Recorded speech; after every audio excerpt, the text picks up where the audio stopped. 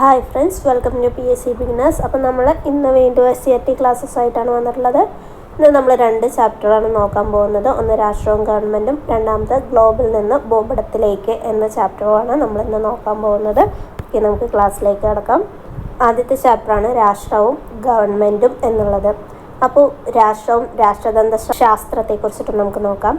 രാഷ്ട്രത്തെക്കുറിച്ചുള്ള ശാസ്ത്രീയ പഠനമാണ് എന്തെന്ന് പറയുന്നത് രാഷ്ട്രതന്ത്ര ശാസ്ത്രം എന്ന് പറയുന്നത്.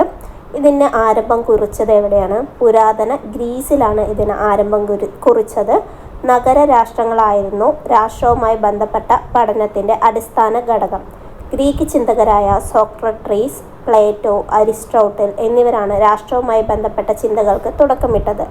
പൊളിറ്റിക്സ് അല്ലെങ്കിൽ രാഷ്ട്രതന്ത്രം എന്ന വാക്ക് ആദ്യമായി ഉപയോഗിച്ചത് രാഷ്ട്രതന്ത്ര ശാസ്ത്രത്തിൻ്റെ പിതാവായ അരിസ്റ്റോട്ടിലാണ്. അദ്ദേഹത്തിൻ്റെ വിഖ്യാത ഗ്രന്ഥമാണ് പൊളിറ്റിക്സ്. അപ്പോൾ ഈ വാക്ക് അല്ലെങ്കിൽ പൊളിറ്റിക്സ് അല്ലെങ്കിൽ രാഷ്ട്രതന്ത്രം എന്ന വാക്ക് ആദ്യമായി ഉപയോഗിച്ചത് ആരാണ്? രാഷ്ട്രതന്ത്ര ശാസ്ത്രത്തിൻ്റെ പിതാവായ അരിസ്റ്റോട്ടിലാണ്. രാഷ്ട്രതന്ത്ര ശാസ്ത്രത്തിൻ്റെ പിതാവ് ആരാണ്? അരിസ്റ്റോട്ടിലാണ്. ഇനി എന്താണ് രാഷ്ട്രം എന്ന് പറഞ്ഞാൽ?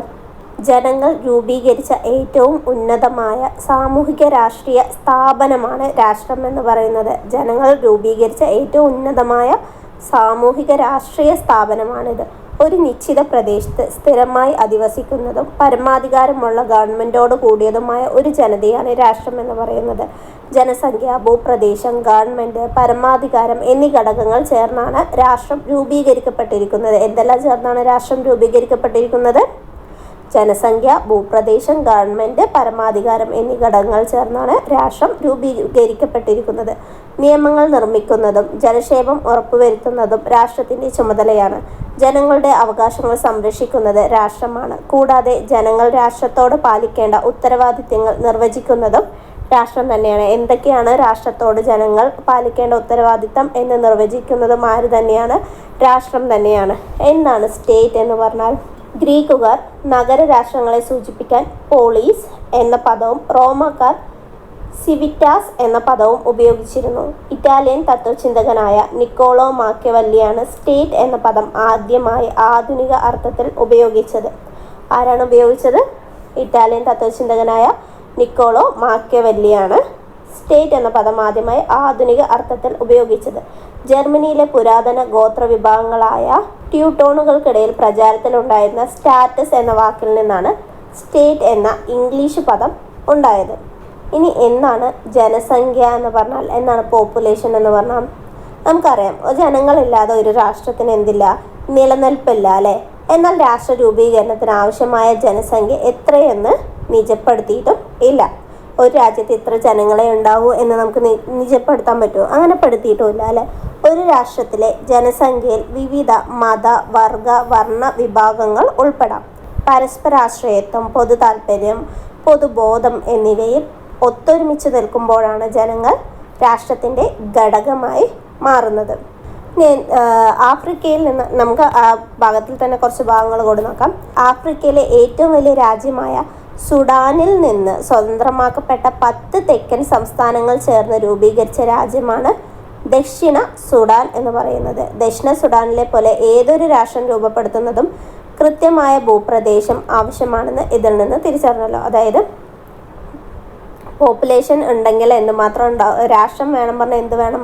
അവിടെ ജനങ്ങൾ വേണം. കൃത്യമായ ഒരു ഭൂപ്രദേശവും ആവശ്യമാണ്. രാഷ്ട്രം നിലനിൽക്കണമെങ്കിൽ സ്ഥിരവും കൃത്യവുമായി നിർവചിക്കപ്പെട്ടതുമായ ഭൂപ്രദേശം അനിവാര്യമാണ്. അപ്പോൾ നേരത്തെ നമ്മൾ ജനസംഖ്യ നിശ്ചയിച്ചിട്ടില്ല എന്നതുപോലെ തന്നെ ഇവിടെ എന്താണ്? ഭൂപ്രദേശത്തിൻ്റെ വിസ്തൃതി എത്രയെന്നും എന്ത് ചെയ്തിട്ടില്ല? നിശ്ചയിച്ചിട്ടില്ല.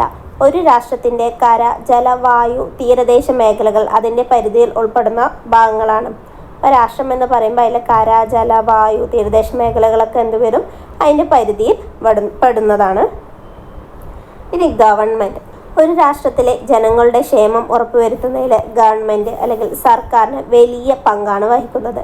രാഷ്ട്രവും ജനങ്ങളും തമ്മിലുള്ള ബന്ധം സജീവമായി നിലനിർത്താൻ സഹായിക്കുന്നത് ഗവൺമെൻറ്റാണ്.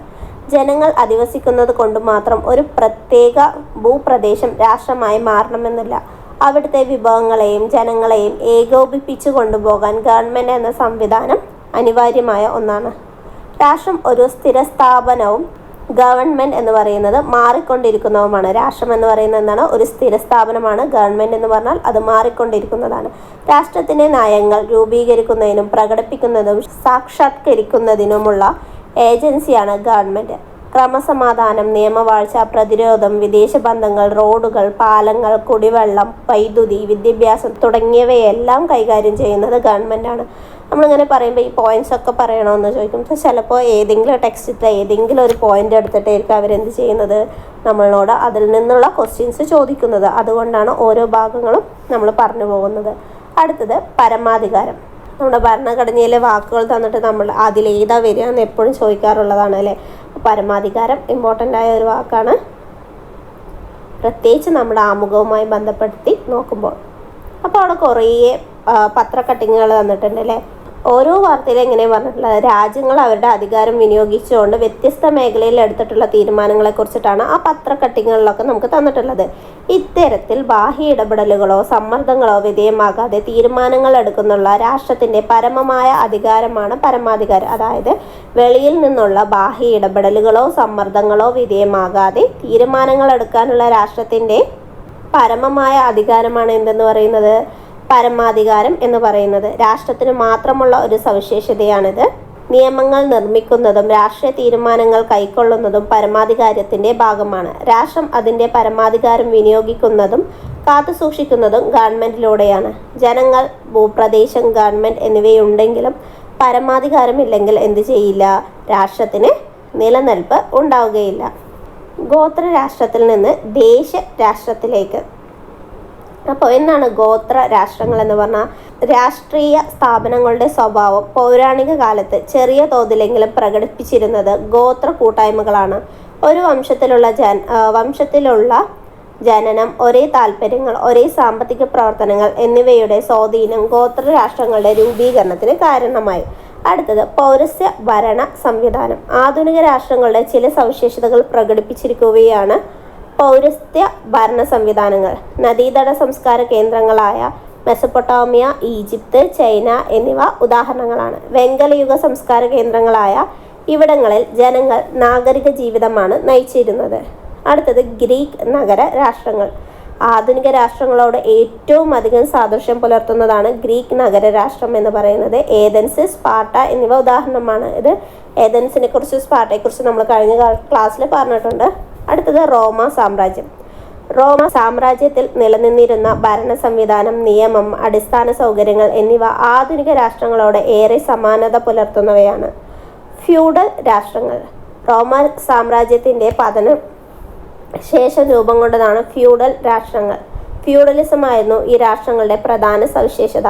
ഇവിടെ രാജാവ്, പ്രഭുക്കർ, കർഷകർ എന്നിങ്ങനെ അധികാര ശ്രേണി വിഭജിക്കപ്പെട്ടിരുന്നു. രാജാവിന് അധികാരം പരിമിതമായിരുന്നു, ഭരണാധികാരം പ്രഭുക്കൾക്കായിരുന്നു. ദേശരാഷ്ട്രങ്ങൾ. യൂറോപ്പിലാണ് ആധുനിക ദേശരാഷ്ട്രങ്ങൾ പിറവിയെടുത്തത്. നവോത്ഥാന കാലഘട്ടത്തിൽ യുക്തിചിന്ത, ശാസ്ത്രബോധം തുടങ്ങിയവ സാമൂഹ്യഘടനയിൽ മാറ്റം വരുത്തി. വ്യവസായ വിപ്ലവം, കോളനിവൽക്കരണം, ദേശീയബോധം തുടങ്ങിയവയും ദേശരാഷ്ട്രങ്ങളുടെ വളർച്ചയ്ക്ക് കാരണമായി. ക്രമേണ ജനസംഖ്യ, ഭൂപ്രദേശം, ഗവൺമെൻറ്, പരമാധികാരം എന്നീ ഘടകങ്ങളെ അടിസ്ഥാനമാക്കി ദേശരാഷ്ട്രങ്ങൾ നിലവിൽ വന്നു. ഇപ്പം എന്താണ് ഫ്യൂഡലിസം എന്ന് പറഞ്ഞാൽ, പ്രഭുക്കന്മാർ തങ്ങളുടെ കൃഷിഭൂമിയിൽ പണിയെടുക്കുന്നവരെ അടിമയെ പോലെ ചൂഷണം ചെയ്തിരുന്ന സാമൂഹിക ഭരണ വ്യവസ്ഥിതിയാണ് ഫ്യൂഡലിസം. അപ്പോൾ എന്താണ് ഫ്യൂഡലിസം എന്ന് മനസ്സിലായല്ലോ. ഒരു തുണ്ട് ഭൂമി എന്നർത്ഥം വരുന്ന ഫ്യൂഡ് എന്ന ജർമ്മൻ പദത്തിൽ നിന്നാണ് ഫ്യൂഡലിസം എന്ന വാക്കുണ്ടായത്. മധ്യകാല യൂറോപ്പിലാണ് ഫ്യൂഡലിസം നിലനിന്നിരുന്നത്. ഇനി എന്താണ് നവോത്ഥാനം എന്ന് പറഞ്ഞാൽ, 14-15 നൂറ്റാണ്ടുകളിൽ ഇറ്റലിയിലും ഇതര യൂറോപ്യൻ രാജ്യങ്ങളിലും വൈജ്ഞാനിക രംഗങ്ങളിലുണ്ടായ പുത്തൻ ഉണർവാണ് നവോത്ഥാനം. മതപരമായ ആശയങ്ങളെക്കാൾ മനുഷ്യർക്ക് പ്രാമുഖ്യം കൽപ്പിക്കപ്പെട്ടു എന്നതാണ് ഈ കാലഘട്ടത്തിൻ്റെ പ്രധാന സവിശേഷത. പെട്രാർക്ക്, ദാത്തെ, ഡാവിഞ്ചി തുടങ്ങിയവർ വിവിധ മേഖലകളിൽ നവോത്ഥാനത്തെ സ്വാധീനിച്ചവരാണ്. ഇനി നമ്മുടെ ഗവൺമെൻറ്റിൻ്റെ ഘടകങ്ങൾ ഏതൊക്കെയാണ് നമുക്കറിയാലേ. നിയമനിർമ്മാണ വിഭാഗം, കാര്യനിർവഹണ വിഭാഗം, നീതിന്യായ വിഭാഗം എന്നിവയാണ് എന്തെന്ന് പറയുന്നത് നമ്മളുടെ ഗവൺമെൻറ്റിൻ്റെ ഘടകങ്ങൾ എന്ന് പറയുന്നത്. അപ്പോൾ ജനങ്ങളും രാഷ്ട്രവും തമ്മിലുള്ള ബന്ധം സജീവമായി നിലനിർത്താൻ സഹായിക്കുന്നത് എന്നാണ് ഗവൺമെൻറ്റാണ്.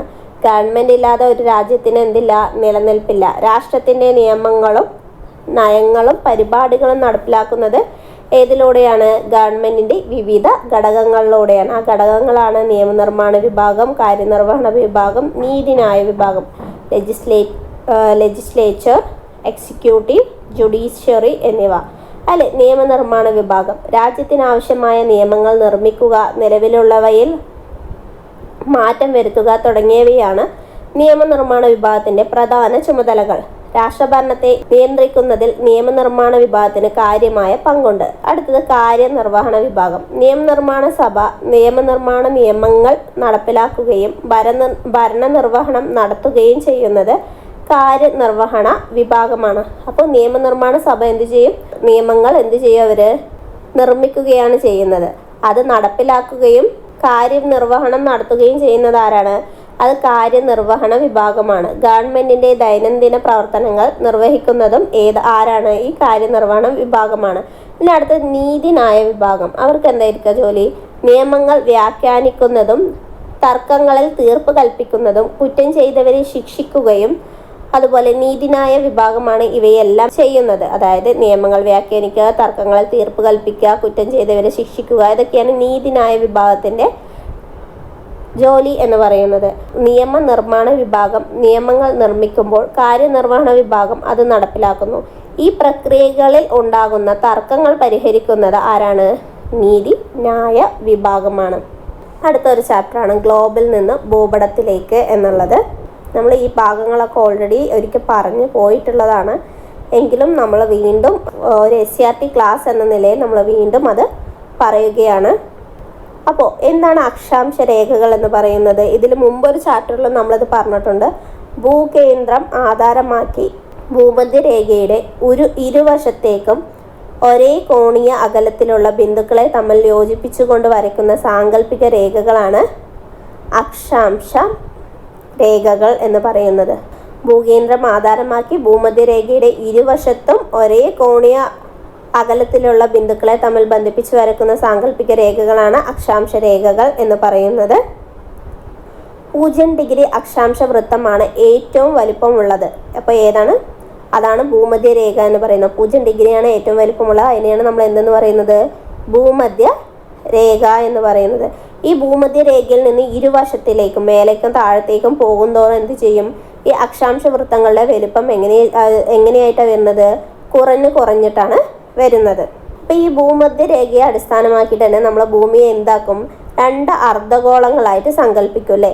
ഭൂമധ്യരേഖയുടെ വടക്ക് ഭാഗത്തുള്ള മേലെയുള്ള അർദ്ധഗോളത്തെ ഉത്തരാർദ്ധഗോളം എന്നും താഴെയുള്ള അർദ്ധഗോളത്തെ തെക്കുള്ള ഭാഗത്തെ എന്തെന്ന് പറയും? ദക്ഷിണാർദ്ധഗോളവും എന്നും വിളിക്കും. അപ്പോൾ മേലെയുള്ളത് ഉത്തരാർദ്ധഗോളം. നമ്മൾ ഉത്തരത്തിലാണല്ലോ പണ്ടുള്ളവർ സാധനങ്ങളൊക്കെ വയ്ക്കുക. അപ്പോൾ മേലെയുള്ള ഭാഗം ഉത്തരാർദ്ധഗോളം, താഴെയുള്ള ഭാഗം ഏതാണ്? ദക്ഷിണാർദ്ധഗോളമാണ്. അപ്പോൾ ഭൂമധ്യരേഖ എന്ന് പറയുന്നത് എന്താണ്? 0 ഡിഗ്രിയാണ്. ഏറ്റവും വലിയ അക്ഷാംശ രേഖയാണ് ഭൂമധ്യരേഖ എന്ന് പറയുന്നത്.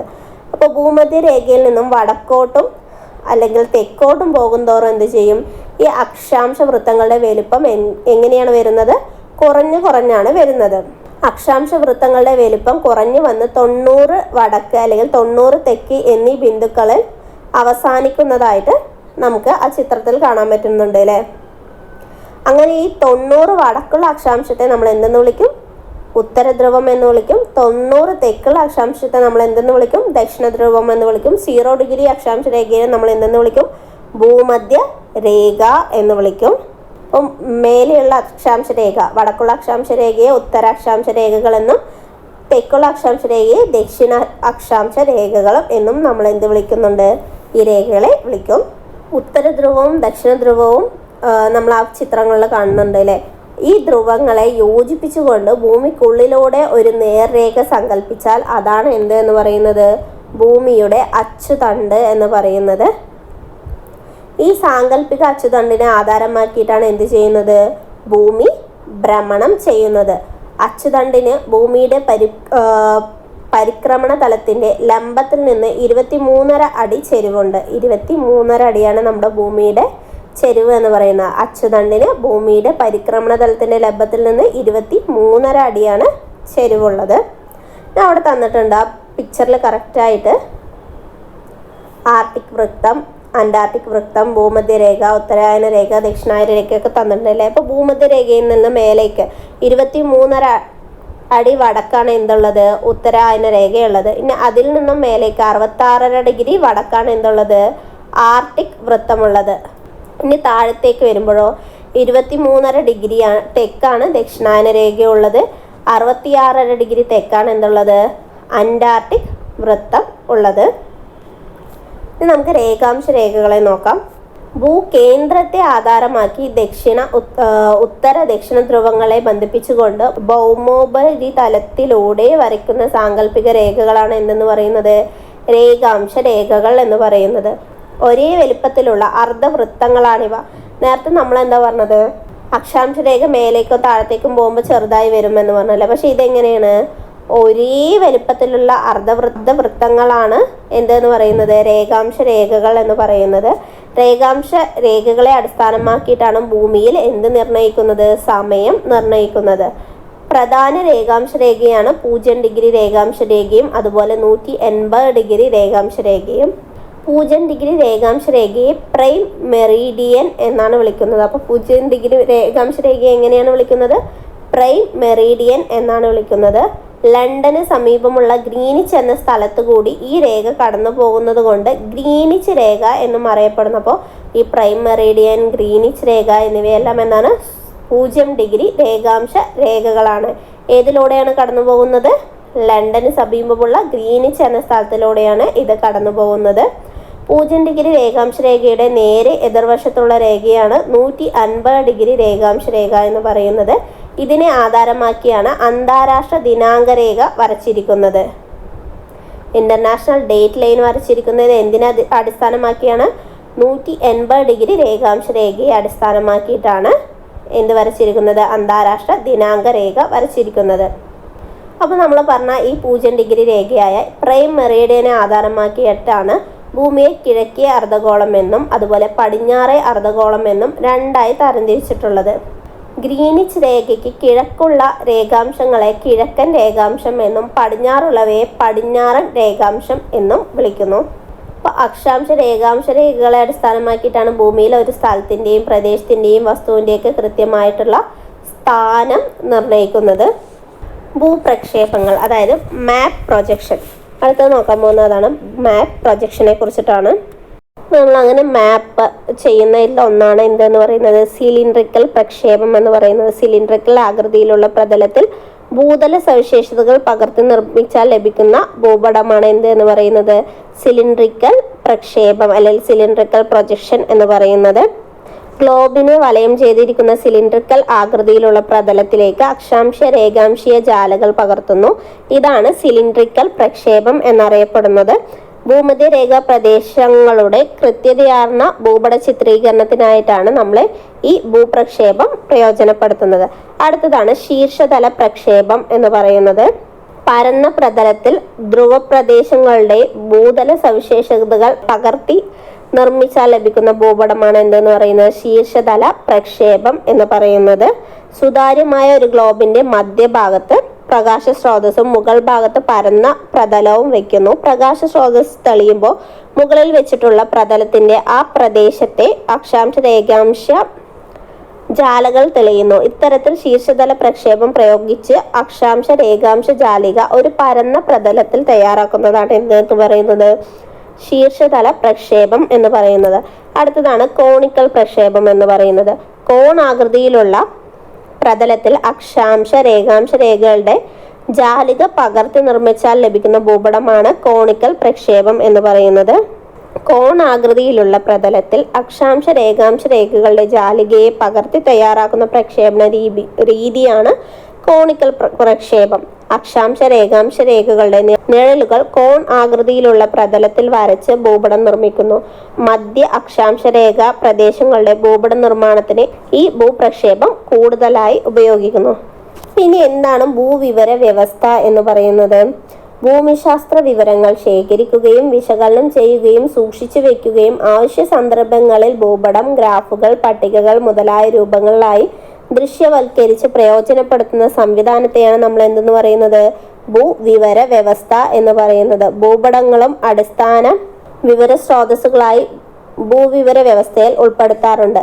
ഭൂപടങ്ങളെ കമ്പ്യൂട്ടറിന്റെ സഹായത്താൽ ഡിജിറ്റൽ രൂപത്തിലാക്കി അക്ഷാംശ രേഖാംശ സ്ഥാനം നിർണ്ണയിക്കുന്നു.